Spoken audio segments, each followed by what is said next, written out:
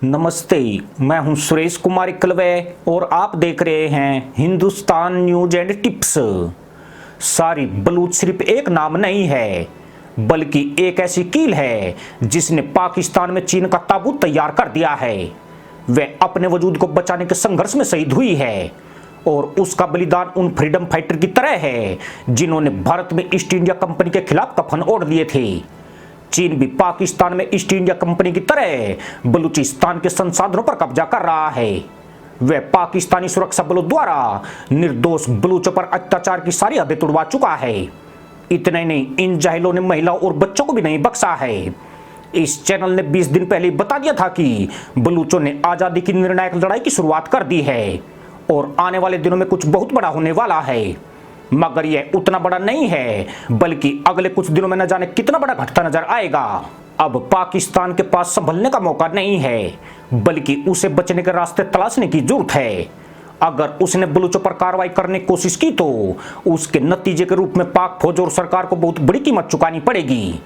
इसकी वजह यह है कि अब मजीद बिगड़े अकेली नहीं है, उसको पीछे से कई देश सपोर्ट कर रहे हैं, जिनमें सिर्फ ईरान या अफगानिस्तानी नहीं है, बल्कि अब इस लड़ाई में अमेरिका की CIA भी कूद पड़ी है। बलूचों में अपनी आजादी की संभावना उसी दिन प्रबल हो गई थी जब तालिबान ने अफगानिस्तान की सरकार को बंदूक के दम पर गिराया था। बलूचों को बंदूक के महत्व का पता चल गया है और अब पाकिस्तान के खिलाफ जंग इसी बंदूक से लड़ी जा रही है। पेशे से अध्यापक और 2 बच्चों की मां सारी बलूचिस्तान की आजादी की नायक बन चुकी है। पढ़े लिखे और संपन्न परिवार से ताल्लुक रखने वाली सारी बलूच ने खुद को बलूचिस्तान की आजादी के लिए कुर्बान कर दिया। उसे आतंकी बिल्कुल नहीं कहा जा सकता है। वह कोई जिहादी महिला नहीं थी जो मजहब के लिए सुसाइड बॉम्बर बन गई, बल्कि उसने अपने बच्चों के लिए आजादी की खुली हवा में सांस लेने के सपने बुने थे। वह उन सपनों को हकीकत में बदलना चाहती थी जिन्हें चीन और पाकिस्तान ने गुलामी की बेड़ियों से जकड़ दिया है। बलूचिस्तान सबसे बड़ा और सबसे कम आबादी वाला पाकिस्तान द्वारा कब्जाया हुआ प्रांत है।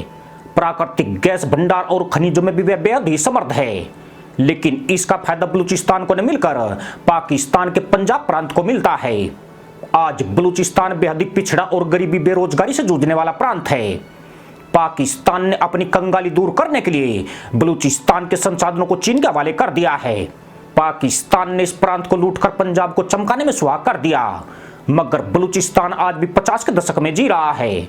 इतना ही नहीं, पाकिस्तान ने चीन को यहां जमाने के लिए उसके CPC प्रोजेक्ट को बलूचिस्तान से गुजरने की हरी झंडी दे दी। बलूचिस्तान में चीनी निवेश की वजह से फ्रीडम फाइटर में राष्ट्रवाद की भावना और गहरी हो गई।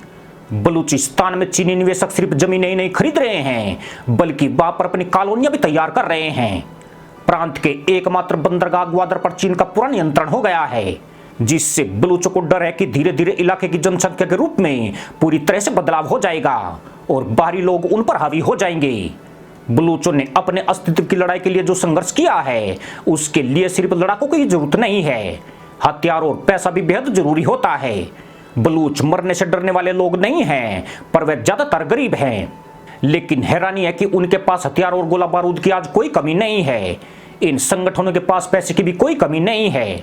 ये हथियार और पैसा कहां से आ रहा है, वह भी अभी तक साफ तौर पर पता नहीं चल पाया है।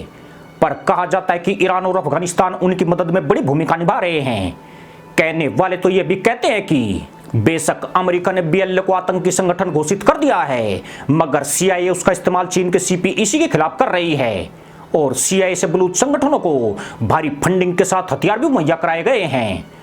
अगस्त 2020 से पहले जब अमेरिका अफगानिस्तान से वापसी की तैयारी कर रहा था, तब CIA ने बलूचों को भारी मात्रा में हथियार और गोला बारूद भेजा था, जो आज बलूचों की बड़ी ताकत बन गया है। बलूचिस्तान की आजादी की लड़ाई अब क्वेटा की सड़कों पर नहीं लड़ी जा रही है, बल्कि अब बलूचों के निशाने पर पाकिस्तान का हर शहर आ गया है। पूरे पाकिस्तान में उनके सुसाइड बॉम्बर और फ्रीडम फाइटर मौजूद है, जो एक आदेश मिलते ही जाहिलों को उरों की तलाश में भेज सकते हैं। इसका नमूना सारी बलूच ने भी दिखा दिया है, पर अभी असली नमूना देखा जाना बाकी है, जिसका शायद बहुतों को इंतजार है। इसी के साथ अनुमति दोस्तों, जय जवान जय किसान जय हिंद वंदे मातरम।